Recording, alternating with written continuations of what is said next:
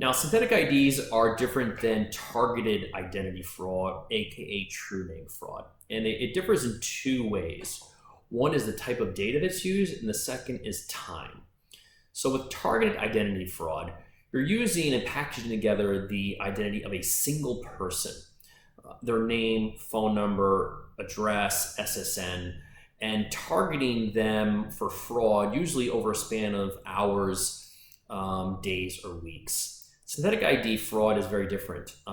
You're actually using the data of multiple individuals, one person's SSN, another's name, another's address, another's phone number, and packaging that together to create that synthetic ID. And the fraud typically occurs over weeks, months, or potentially years. The fraudsters actually want to nurture the synthetic ID until it reaches maturity. Maturity being a credit line that they feel comfortable maxing out. And this is what's known as a bust-out scheme. So a typical bust-out scheme will be to, once your credit line has reached maturity, you'll max out the credit or credit cards you have for that ID. Second step will be to leverage checks purchased through that synthetic ID to pay down the credit cards. And then once those checks start to bounce and become useless, you'll make one last push to max out all available credit cards and fully leverage the synthetic ID and bust out of the credit line fully. Now, synthetic IDs are created in three ways. One is applying for credit. The second is and most popular is through the authorized user process. And the third is through data furnishers. So when applying for credit, you'll use that synthetic ID to apply for a credit card, usually a very low line of credit.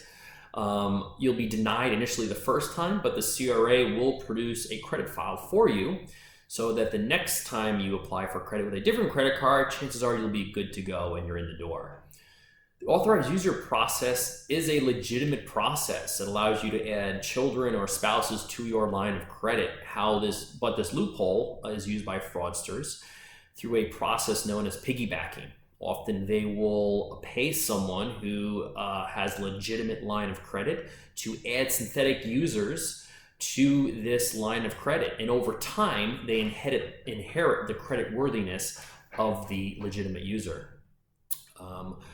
Data furnishers is a little more complicated and usually involves a front company that the fraudsters and organized crime use who can authorize and issue credit, and they'll authorize and issue multiple lines of credit through multiple synthetic IDs to build up the credit worthiness of those synthetic IDs and then use them in a future scheme.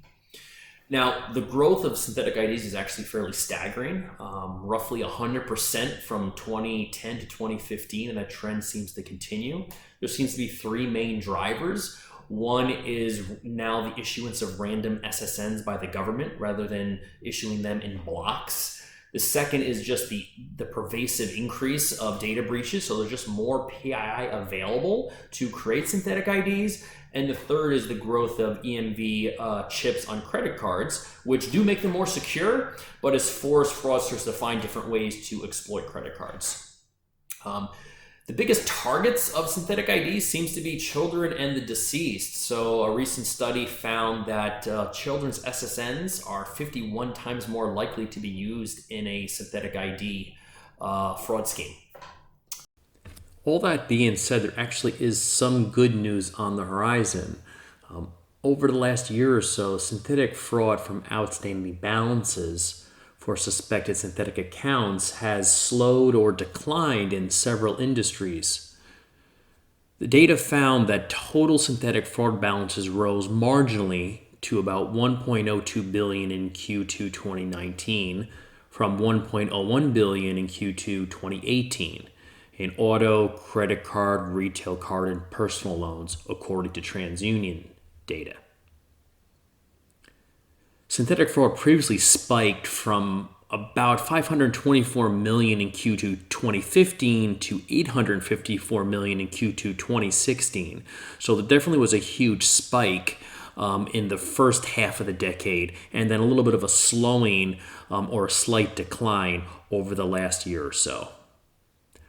All that being said, One of the ways to really help protect against synthetic ID fraud, whether it be for yourself or for synthetic ID fraud involving your children, is to freeze your credit file at all three major bureaus.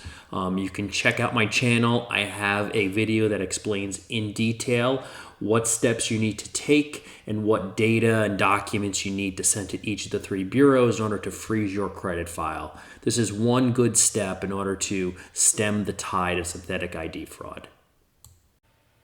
As always, be sure to like, subscribe, and provide comments.